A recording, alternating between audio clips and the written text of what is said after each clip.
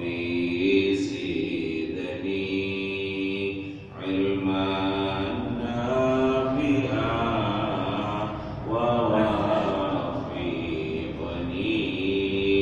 amalan sholihan. Alhamdulillah. Bismillahirrahmanirrahim. Assalamualaikum warahmatullahi ta'ala wabarakatuh.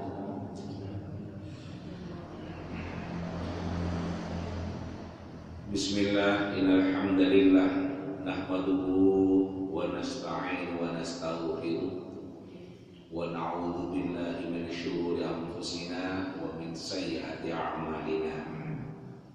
May yahdihillahu fala mudilla lahu wa may yudlil fala hadiya lahu. Rabbi shrah li sadri wa yassir li amri wahlul 'uqdatam min lisani yafqahu qawli.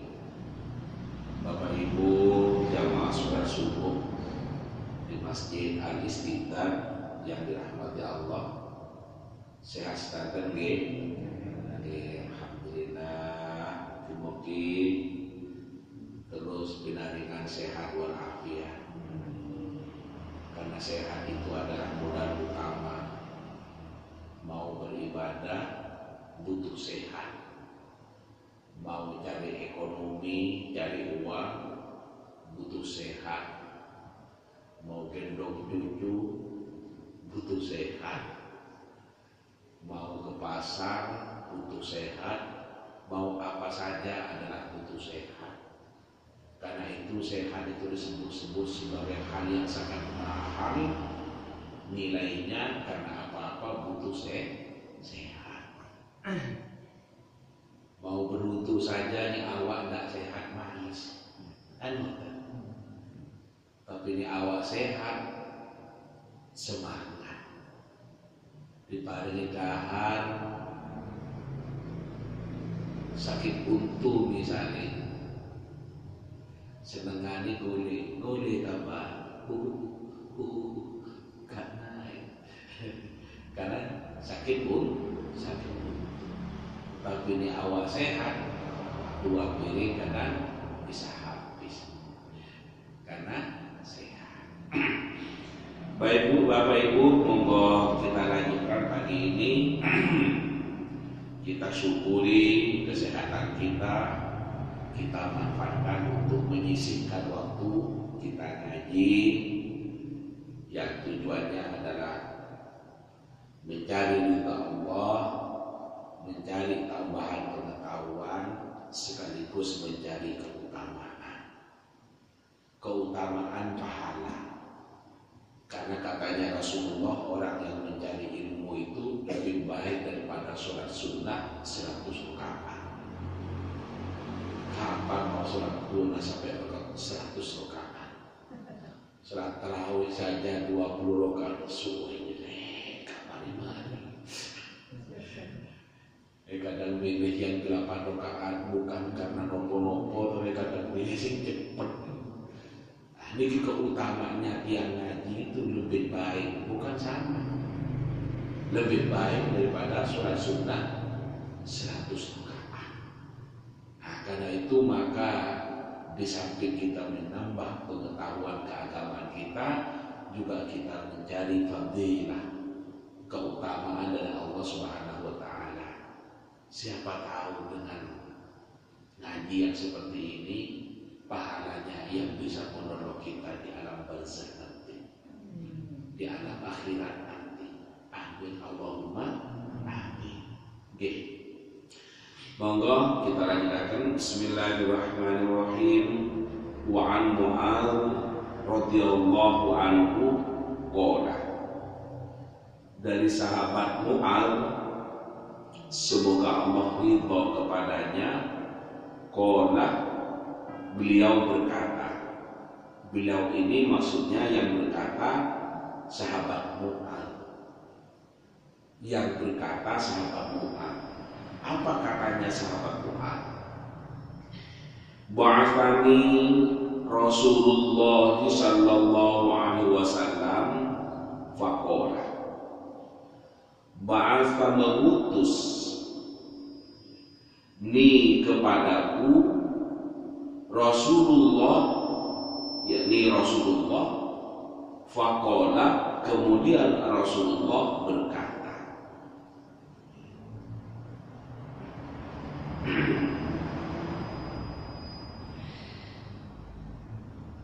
apa kata Rasulullah? Innaka ta'ti qauman min ahlil kitabi. Innaka, sesungguhnya engkau, ta'ti akan datang, qauman pada suatu kaum, min ahlil kitabi, dari golongan ahlul kitab. Fad'uhum, maka ajaklah mereka ila syahadati an la ilaha illallah, untuk bersyahadat, untuk bersaksi Allah ilaha illallah, bahwa tidak ada Tuhan selain Allah, wa anni, dan sesungguhnya aku, katanya Rasulullah, Rasulullah adalah utusan Allah. Fa inhum aqamu lidzalika, maka apabila mereka sudah menaati akan hal itu, fa'alimhum, maka beritahulah mereka, annallaha, sesungguhnya Allah, qad iftarada alaihim, telah mewajibkan kepada mereka, khamsa salawatin fi kulli yaumin wa lailatin, sholat 5 waktu dalam sehari semalam. Fa inhum ata'u lidzalika, maka jika mereka sudah menaati akan hal itu, fa'alimhum, maka beritahulah mereka, annallaha, sesungguhnya Allah, qad iftarada alaihim, telah mewajibkan kepada mereka, sedekah, yakni sedekah, telah mewajibkan sedekah pada mereka, maksudnya tu'khadhu min awliyaihim, tu'khadhu, diambil, min awliyaihim, dari kalangan orang-orang kaya, fanuraddu ala fuqaraihim, kemudian diberikan pada golongan fakir miskin. Fa inhum ata'u lidzalika, maka jika mereka telah menaati akan hal itu, wa iyyaka wa qaraima amwalihim, maka jagalah harta mereka dan muliakan yang menjadi milik mereka pribadi, atau yang menjadi milik pribadi mereka. Wattaqi, dan takutlah, dakwatal mazlum, pada doanya orang yang dizalimi, orang yang dianiaya.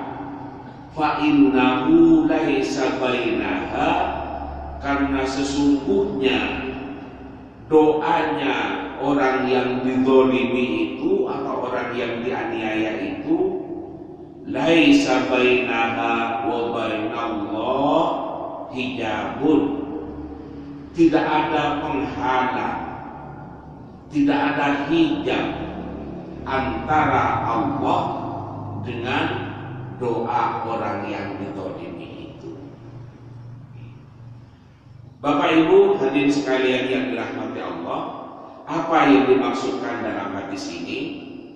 Mungkin saya maknai dengan makna global setelah makna satu persatu.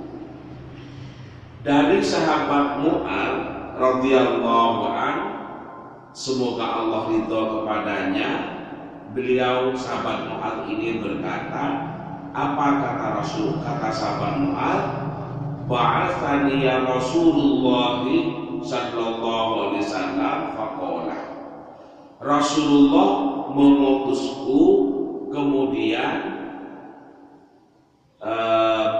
beliau Rasulullah bersabda. Apa kata sabda Rasulullah? Sesungguhnya engkau Mu'adz akan mendatangi suatu kaum dari ahlul kitab, maka ajaklah mereka untuk bersaksi, untuk bersahadat bahwa tidak ada Tuhan selain Allah dan sesungguhnya Muhammad adalah utusan Allah. Jika mereka itu sudah menaati akan hal itu, maka kemudian beritahu mereka itu bahwa Allah mewajibkan kepadanya untuk sholat 5 waktu dalam sehari semalam.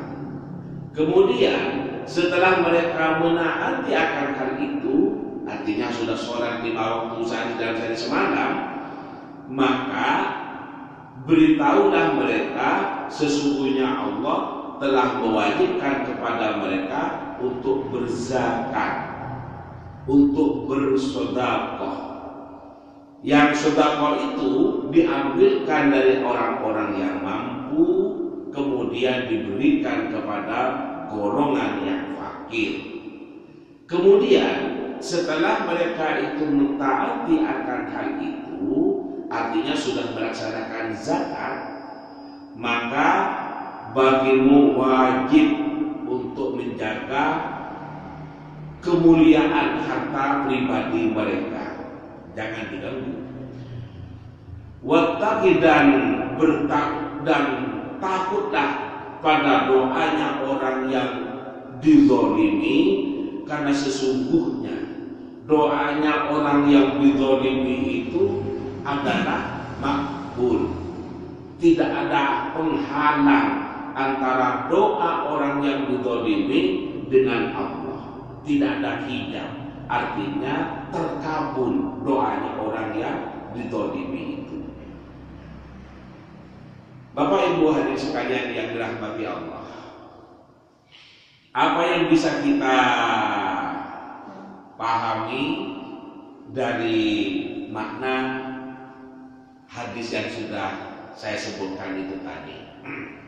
Saya bisa dapat menyimpulkan dari hadis ini bahwa yang pertama, kita semua itu diperintahkan oleh Rasulullah untuk berdakwah. Dalam hadis ini yang diperintahkan berdakwah adalah sahabat Mu'adz. Nah, tapi ini mengandung makna bukan hanya khusus pribadi Mu'adz. Umat Islam itu memang diperintahkan untuk menyampaikan tentang Islam itu. Nabi sendiri pernah mengatakan, "Ballighu anni walau ayatan." Sampaikan apa-apa dariku sekalipun hanya 1 ayat. Dengan demikian, maka kita semua ini memiliki tanggung jawab untuk berdakwah. Berdakwah tentang pengetahuan kita tentang agama kita. Berdakwah itu tentu semampu kita, sasarannya juga seperti itu. Kalau kita belum mampu untuk berdakwah kepada orang lain, setidaknya kita berdakwah kepada keluarga kita, berdakwah kepada istri kita, berdakwah kepada anak-anak kita. Ayo sholatlah. Ini kan dakwah. Dakwah itu artinya adalah ajakan, seruan, mengajak cucu, mengajak anak untuk sholat, itu berdakwah. Karena inti dari dakwah itu adalah seruan, panggilan. Jadi anak, keluarga diajak untuk melaksanakan sholat, untuk berpuasa, dan lain sebagainya. Diajak untuk berbuat baik. Bagi yang memiliki kemampuan untuk mengajak orang lain, memiliki pengetahuan yang cukup dan seterusnya, maka dakwah kita menjadi diperluas, mengajak orang lain untuk bersama-sama berbuat baik atau beramal soleh.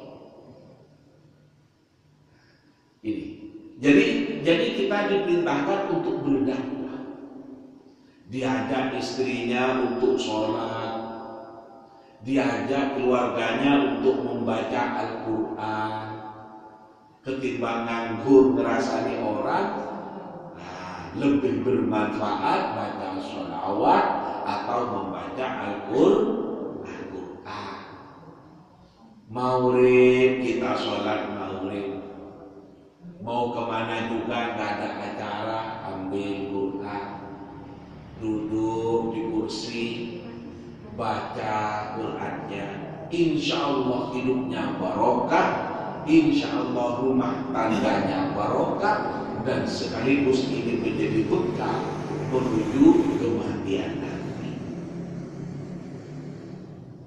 Nah, siangnya kita bekerja cari uang, sore sudah berkumpul dengan keluarga, habis maghrib dimanfaatkan untuk baca Quran. Ya Allah, betapa indahnya kehidupan. Setelah agak malam, habis isya, habis sholat bersama-sama makan dengan anak, dengan cucu. Ya Allah, nikmat luar biasa. Dan hal yang seperti itu tidak akan terjadi selamanya. Ada saatnya akan berpisah dengan istri, ada saatnya akan berpisah dengan suami, ada saatnya akan berpisah dengan anak dan cucu. Katanya Roma Irama, itu rumus dunia, bahwa kita yang berkumpul ini semuanya satu saat akan mengalami perpisahan. Pasti. Apakah ada di dunia ini orang yang hidup terus? Tidak ada. Satu saat akan mengalami perpisahan, yakni kematian. Nah, mumpung Allah masih memberikan karunia nikmat hidup, ayo kita manfaatkan. Di antara kehidupan kita itu isi dengan kegiatan amal soleh yang sekaligus menjadi bekal menuju kehidupan nanti. Betapa indahnya jika kumpul dengan anak, istri, cucu, makan bersama. Mbahnya lihat wis ngomong turun, sudah doa apa belum Jo? Belum, Mbah, lupa. Oh ya, doa dulu. Masya Allah, doa sudah. Nah, ternyata bakunya juga lupa. Katanya bakung, aku yang lali doa. Ini bersama-sama saling mengingat. Guru di sekolah ngajari anak untuk berdoa kalau mau makan. Allahumma barik lana fima razaqtana wa qina adzabannar. Diajari sama guru. Kalau kompak dengan orang tua di rumah, orang tua juga mengingatkan, adik sudah berdoa belum? Ini kompak, maka saya yakin anak akan menjadi disiplin untuk berdoa sebelum makan. Tapi kalau hanya guru ngajari di sekolah, pada saat praktek makan di rumah tidak diingatkan oleh orang tua, selalu doa sebelum makan, tapi tidak diamalkan pada saat mau makan. Saya sudah hafal tapi tidak diamalkan. Ini manfaatnya bersama-sama. Makan bersama-sama itu ada kenikmatan dan ada keberkahan. Paling tidak ulami cekap nikah bareng-bareng. Walaupun sedikit, apalagi banyak. Walaupun sedikit bisa cukup kalau makan bersama-sama. Oke. Jadi kita berdakwah. Nah, kita mengajari cucu, mengajari anak berdoa, itu sesungguhnya adalah bagian dari dakwah. Dakwah itu adalah mengajak kepada kebaikan, mengingatkan cucu dan anak untuk berdoa sebelum dan setelah makan. Ini adalah bagian dari dakwah. Mu'adz bin Jabal ini diperintahkan oleh Rasulullah, innaka ta'ti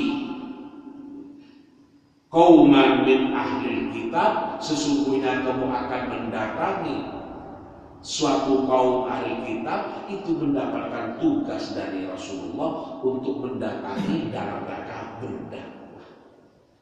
Nah, ini adalah mengandung makna kita sesungguhnya umat Nabi Muhammad diperintahkan juga untuk berdakwah, tentu semampu kita. Ngajari anak, ngajari cucu untuk membaca surat-surat pendek, itu juga berdakwah. Adik sudah hafal surat Al-Ikhlas belum? Adik sudah hafal Kulhu belum? Belum, Bang. Kulhu belum apa ini? Belum. Kan adik sudah sekolah. Iya belum, Bang. Ini deh, Kulhu coba baca. Qul huwallahu ahad. Oh itu tutup Kulhu, Bang. Apa itu? Surat Ikhlas. Oh iya nih cari baca Kulhu. Nih cari wong-wong sing sinau kaya awak. Oh cari sekolahan surat Al-Ikhlas. Yang paling tak dari ngertos nih. Banyak yang tak paham bahwa itu adalah surat Ikhlas, karena kalau surat An-Nas ada bacaannya An-Nas, Qul a'udzu birabbin nas. Kalau Qul huwallahu ahad tidak ada bacaan Al-Ikhlasnya, justru di mata atau di kalangan orang-orang sepuh itu lebih dikenal dengan Qul Hu. Nah, kalau suruh baca Qul Hu, pinter. Kalau baca surat Al-Ikhlas terus tidak tahu.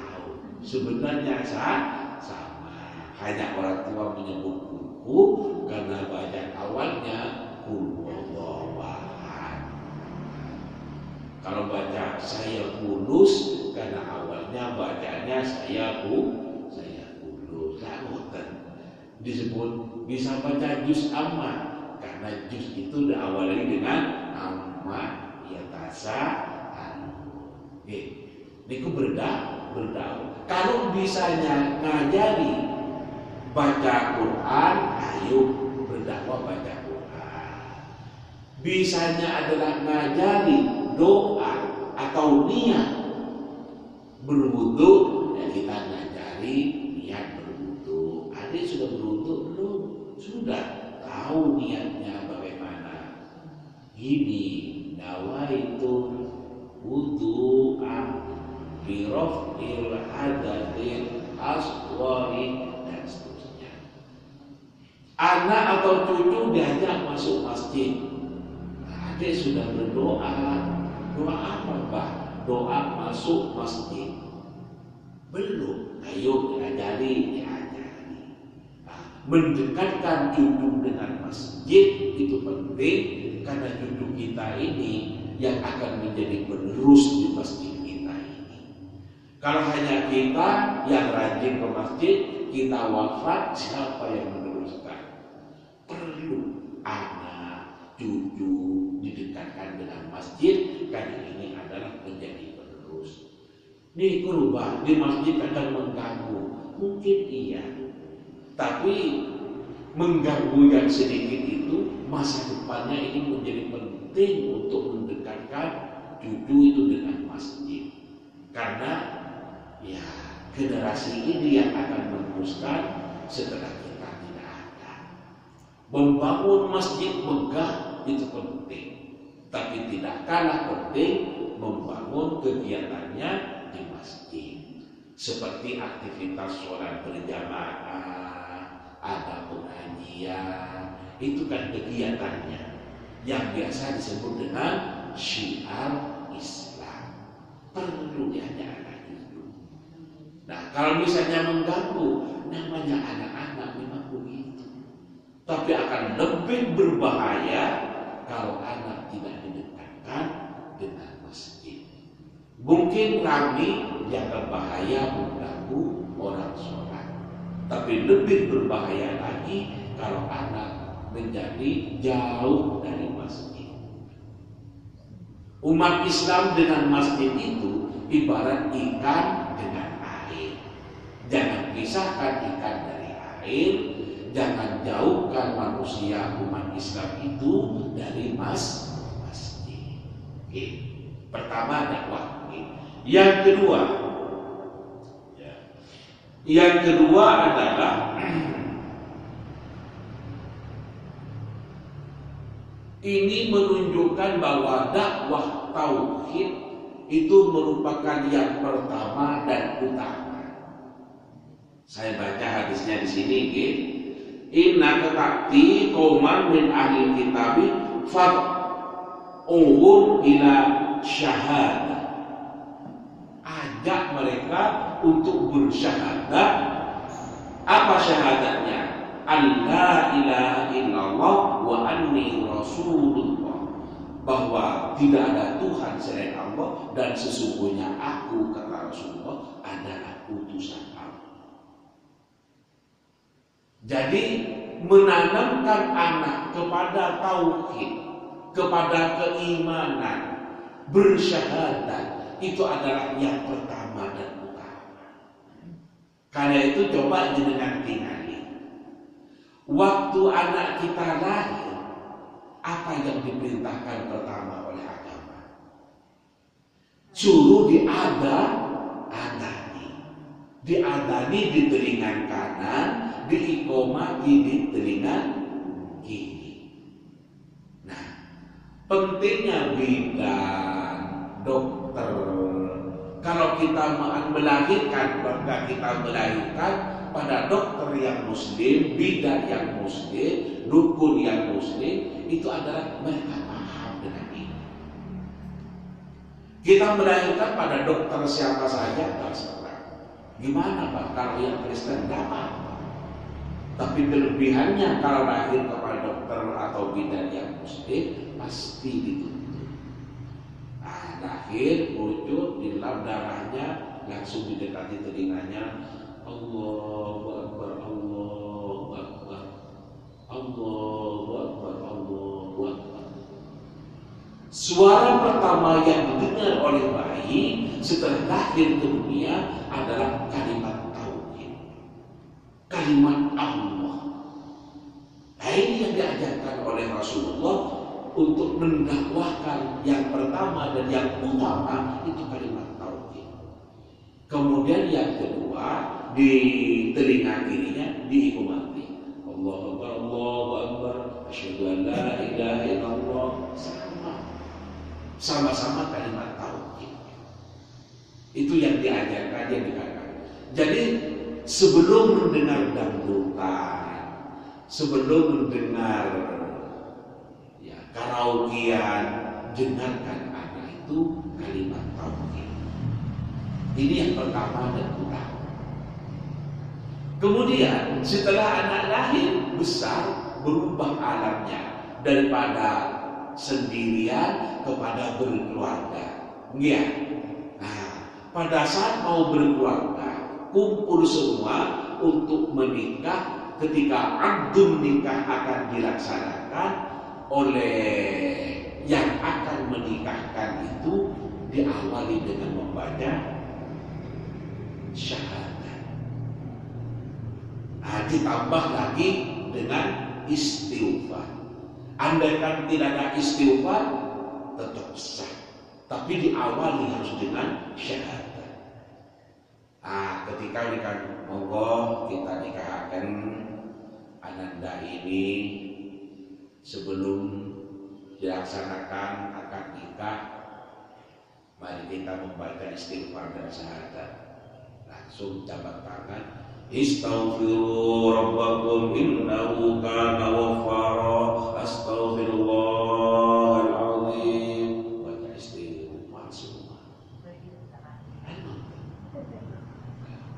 Monggo sebelum kita melangsungkan akad nikah, kita hantarkan adik kita ini pada pernikahannya dengan membaca syahadat bersama-sama. Asyhadu an la ilaha illallah wa asyhadu anna Muhammadar Rasulullah. Ibu dari anak yang akan dinikahkan meneteskan air mata. Ada rasa bahagia bisa menikahkan anak di saat belum dipanggil oleh Allah. Kan ada anak yang menikah, ibunya sudah tidak ada. Ada anak yang menikah, bapaknya sudah tidak ada. Tapi ketika berkumpul dalam satu majelis, dalam satu tempat, bisa menghantarkan anak menikah menuju kehidupan berumah tangga, ada kebahagiaan yang luar biasa. Kebahagiaan yang luar biasa. Merasakan nikmatnya Allah, masih dikaruniai nikmat hidup di saat menikahkan anak dan menikahkan anak di saat belum dipanggil oleh Allah. Bahagia. Poin yang ingin saya sampaikan adalah menuju gerbang pernikahan diawali dengan kalimat tauhid, istighfar, kemudian dilanjutkan dengan tauhid, kemudian dikatakan ya Samsul Arifin ya Samsul Arifin angkatuka wa zawwajnaka dan seterusnya. Enggak, jangan diteruskan nanti ingin diberikan banyak itu bahkan bapak-bapak pun jangan diteruskan. Kemudian sudah menikah, menjadi orang dewasa, orang tua, sudah berumah tangga, akan memasuki alam lain, yakni kematian. Ada sebuah hadis Nabi menyebutkan kita, man qala fi akhir kalamihi la ilaha illallah dakhalal jannah. Artinya, barang siapa yang di akhir kata-katanya, akhir kata-katanya kemudian setelah itu wafat, itu maksudnya akhir kalamihi, akhir kalamnya. Qala la ilaha illallah dakhalal jannah. Barang siapa yang di akhir ucapannya setelah itu terus meninggal, maka dengan mengucapkan kalimat la ilaha illallah dakhalal jannah, katanya Nabi, orang itu akan masuk surga. Karena itu ketika orang tua kita sudah kelihatan ada tanda-tanda mau meninggal, biasanya orang orang sepuh itu sudah pengalaman, tahu kalau akan wafat, walaupun beliau bukan dokter. Kadang di tangannya ini dipegang, katanya sudah mulai rendah, nomor di rumah lagi. Katanya di pergelangan tangannya ini mulai rendah, sehingga orang tua itu kadang pegang tangannya. Duh, koyo ikan apa lagi bapak? Mungkin itu bukan karena dokter, itu karena pengalaman. Terus ada bagian juga yang orang tua itu biasanya tahu. Akhirnya apa? Diketuk untuk berucap kalimat la ilaha illallah. Ayo Pak, diperbanyak kalimat la ilaha illallah, berucap melingkar. Orang yang memang amalan solehnya baik pada masa hidupnya, insya Allah akan menirukan dengan bisikan anaknya atau bisikan istrinya sebelum ruhnya itu melayang, diambil oleh Allah, kembali menghadap kehadirannya, dibisiki la ilaha illallah, la ilaha illallah, sampai akhirnya berucap la ilaha illallah. Dan ini kan diilhami oleh hadis ini bahwa man qala fi akhir kalamihi la ilaha illallah illallah dakhalal jannah. Barang siapa yang berakhir akhir kalamnya itu adalah dengan mengucapkan la ilaha illallah dakhalal jannah. La ilaha illallah itu juga kalimat tauhid. Nah, dengan demikian maka lahir kita diawali dengan mendengar kalimat tauhid, menikah kita diawali dengan kalimat tauhid, wafat kita diakhiri dengan membaca kalimat tauhid. Maka ini yang saya katakan bahwa kita perlu untuk menyampaikan dakwah tauhid, karena tauhid itu adalah yang pertama dan yang utama. Betul? Kemudian yang kedua,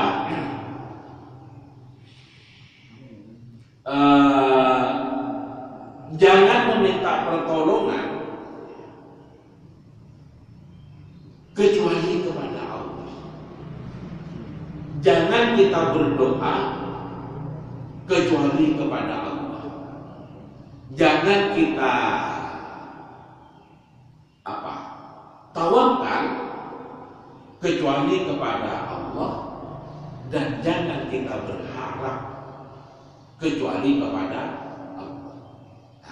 Ini namanya tauhid.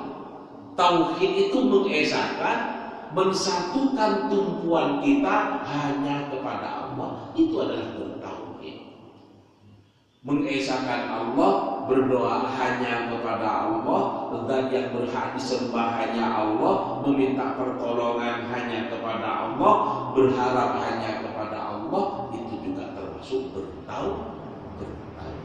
Tauhid itu artinya mengesahkan Allah, di samping meyakini bahwa Allah itu adalah Zat yang Maha Satu. Kita juga mensatukan kehidupan ini hanya kepada Allah, berharap kepada Allah, berdoa kepada Allah, minta kekayaan kepada Allah, minta keselamatan kepada Allah.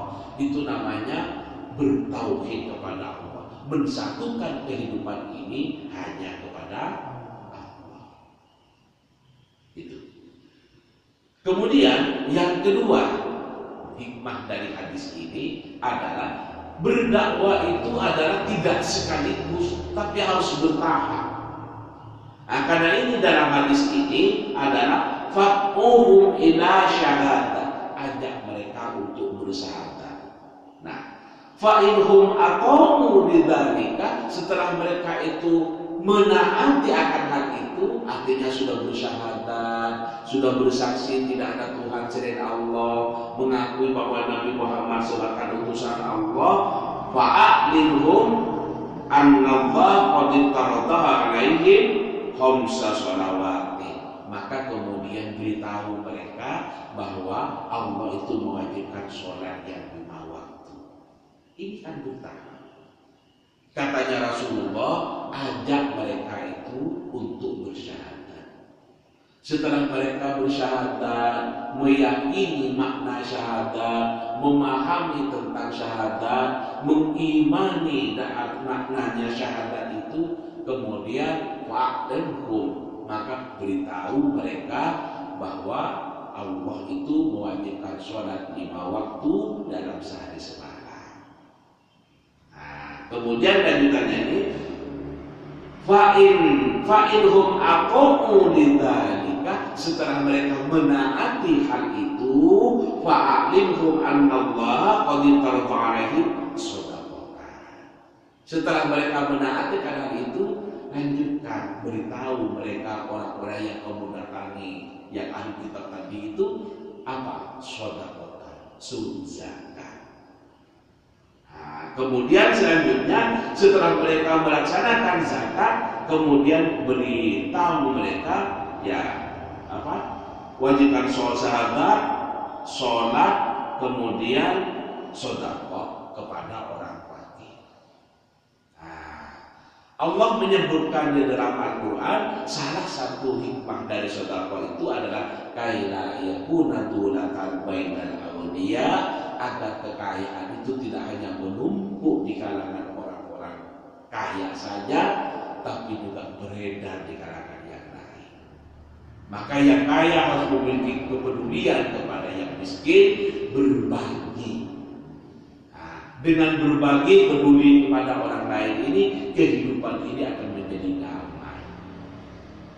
Kalau ada orang kaya tidak mau berbagi, lama-lama yang miskin juga marah, jengkel, dan ini bisa menimbulkan tidak damai. Oke, enak itu Pak Motor, awas tetap kaguli paku. Hei, supaya banyak umur. Setelah itu pun rasa doang. Itu karena kurang kepeduliannya. Nah, kalau sudah seperti ini kan tercipta suasana yang tidak kondusif. Yang kaya tidak peduli, yang miskin malah mendolimi, tidak kondusif.